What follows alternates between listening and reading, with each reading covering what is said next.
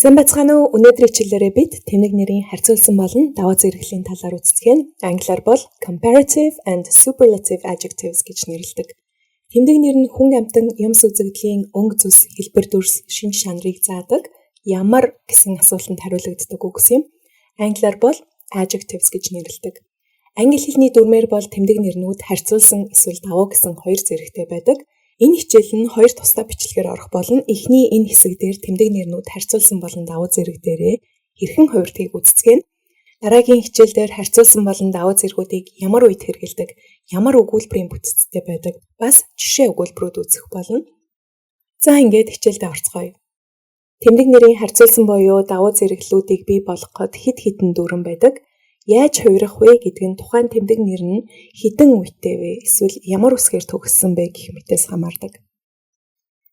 Хэрвээ тэмдэг нэр нэг үедээ бол харьцуулсан зэрэг дээрээ голдуу ER, давуу зэрэг дээрээ EST залгуур авдаг. Жишээлбэл kind илдэг гэсэн үг.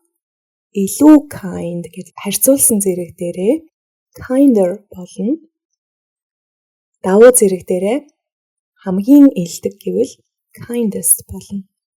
New шинэ гэсэн үг. Илүү шинэ гэвэл newer.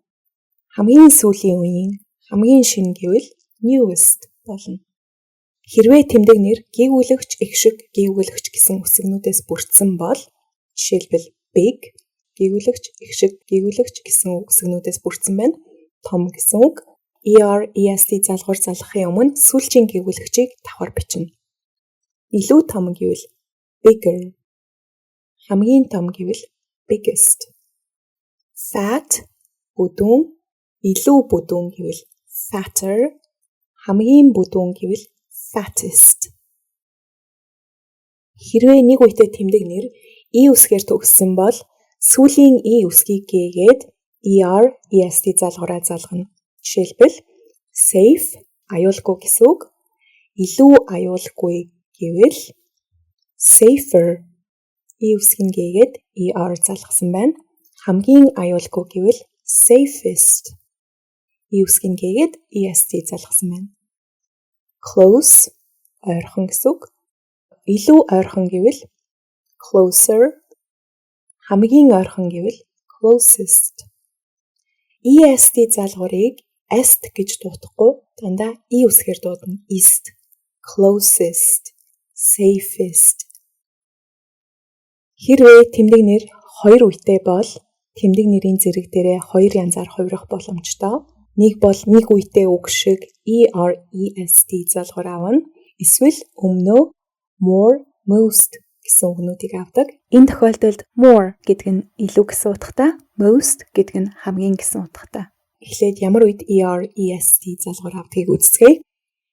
Хэрвээ хоёр үедээ тэмдэг нэр Y үсгээр төгссөн бол сүүлчийн Y үсгийг гээгээд оронд нь E бичээд ER, EST залгуураа залгана. Жишээлбэл easy амархан гэсэн үг. Илүү амархан гэвэл easier. Хамгийн амархан гэвэл easiest. Funny хөгжилтөө нарийнтай хүмүүсийг инээлгдэг гэсэн үг. Funnier илүү хөгжилтөө гэсэн үг. Y үсгийн гээгээд оронд нь E бичээд ER залгасан байна. Хамгийн хөгжилтөө гэвэл funniest. Хэрвээ хоёр үедээ тэмдэг нэр OW үсгээр төгссөн бол ER, EST залгуур залгана. Жишээлбэл narrow нарийнхан хавчхар гэсэн үг. Жишээлбэл нарийнхан зам, нарийнхан гол гэсэн утган дээр хэрэгэлдэг. Илүү нарийнхан гэвэл narrower. Хамгийн нарийнхан гэвэл narrowest. Shallow гүйхэн гэсэн үг. Илүү гүйхэн гэвэл shallower. Хамгийн гүйхэн гэвэл shallowest. Зарим хоёр үедээ тэмдэг нэр харьцуулсан болон давуу зэрэг дээрээ хоёр янзаар хувирдаг. Ардаа ER, EST залгуур авсан ч зөв. Эсвэл өмнөө more болон most гэдэг үгнүүдийг авсан ч зөв. Жишээлбэл stupid тэнэг гэсэн үг. Илүү тэнэг гэвэл stupider. Эсвэл more stupid гэж хэлж болно. Хамгийн тэнэг гэвэл stupidest. Эсвэл most stupid гэж хэлж бас болно. Аль аль нь зөв. Хамгийн түгээмэл алдаа бол most stupidest. Энд тэмдэг нэрийн давуу зэрэг дээр давхар хувирсан байна. Энэ бол буруу. Нэг бол most гэдэг үгийг өмнө авна. Эсвэл est залгуур ардаа авна. Clever ухаантай гэсэн үг. Илүү ухаантай гэвэл cleverer. Эсвэл more clever. Хамгийн ухаантай гэвэл cleverest. Эсвэл most clever. Хэрвээ толгой эргээд яг аль хэлбэр нь зөв юм болоо алийг нь хэрэгэлсэн дээр вэ гэд эргэлзээд байвал хоёр үетэй тэмдэг нэрийнхаа өмнө more бас most гэдгийг сонгоод хэрэглэвэл алдна гэж байхгүй. Ихэнх хоёр үетэй тэмдэг нэр харьцуулсан зэрэг дээрээ өмнөө more, давуу зэрэг дээрээ most гэдэг үгнүүдийг өмнө авдаг. Modern орчин үеийн гэсэн үг. Илүү орчин үеийн гэвэл more modern. Хамгийн орчин үеийн гэвэл most modern. Moderner, modernist гэж хувирдаггүй. Яагаад гэвэл moderner гэвэл утгынхаа хувьд орчин үед амьдардаг хүн болоод хувирчих нь. Modernist гэдэг үг англи хэлэнд байхгүй. Famous алдартай гэсэн үг. Илүү алдартай гэвэл more famous. Хамгийн алдартай гэвэл most famous. Famouser, famousest гэдэг үг англи хэлэнд байхгүй.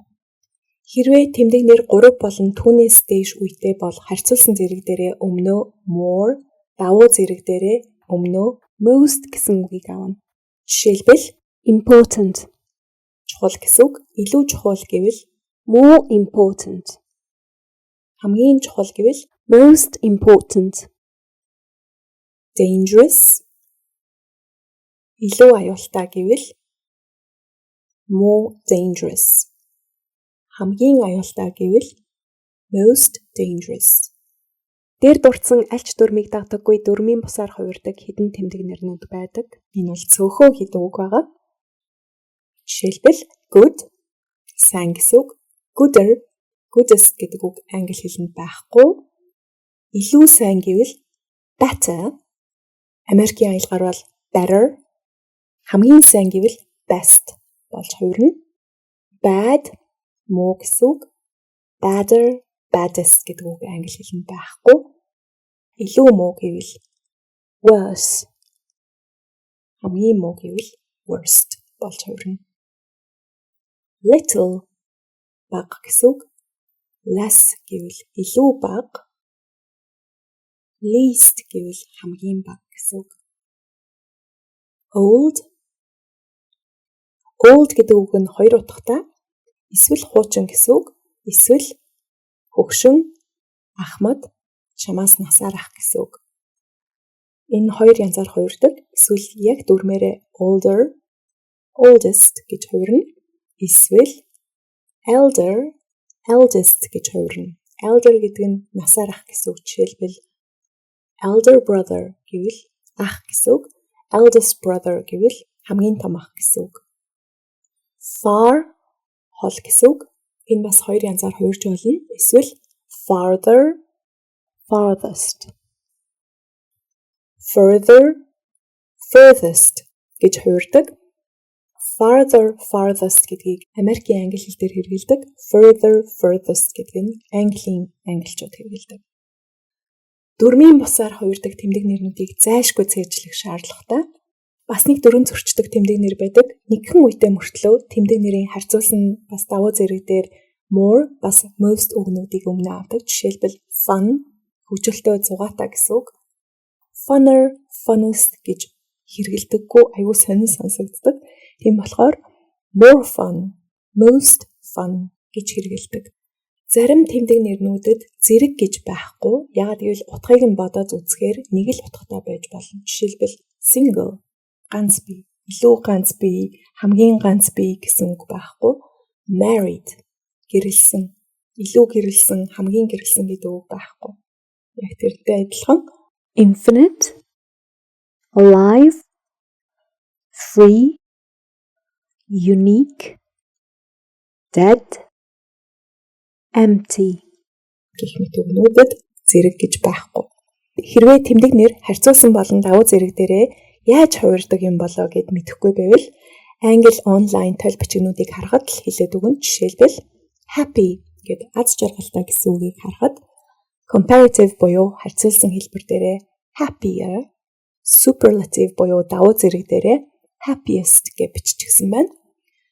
Clever гэд ухаантай гэдэг үгийг харцгаая. Comparative буюу харьцуулсан хэлбэр дээрээ cleverer, superlative буюу давуу зэрэг дээрээ cleverest гэсэн байна. Доор нь more clever, most clever гэдгийг хэрэглэсэн болно гэсэн байна.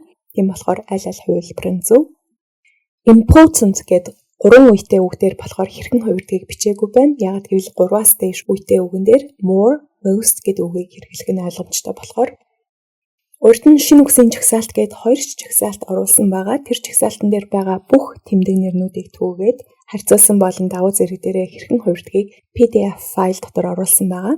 Хэрвээ энэ бэлдсэн PDF файлыг татаж авмаар байвал бичлэгний доор байгаа линкэн дээр дараад нэр бас имэйл хаягаа оруулаад pay буюу төлөх гэсэн товчлуур дээр дарахад файл гарч ирнэ. Free гэд үнэгүй учраас төлөх шаардлагагүй. Download товчлуур дээр дараад татаж авч болно. Зарим хүмүүс яаж татаж авахаа мэддэггүй. Бичлэгний доор more гэсэн үг байгаа. Энэ тохиолдолд more гэдэг нь дэлгэрэнгүй гэсэн үг. Тийм болохоор энэ дэлгэрэнгүй гэсэн үгийг хайж олоод дарахад линк гарч ирнэ. За ингээд хичээлээ нэг бяцхан тоглоомоор дуусгацгаая. Энд 3 үг байна. Энэ 3 үг харьцуулсан болон давуу зэрэг дээрээ хэрхэн хувирах вэ?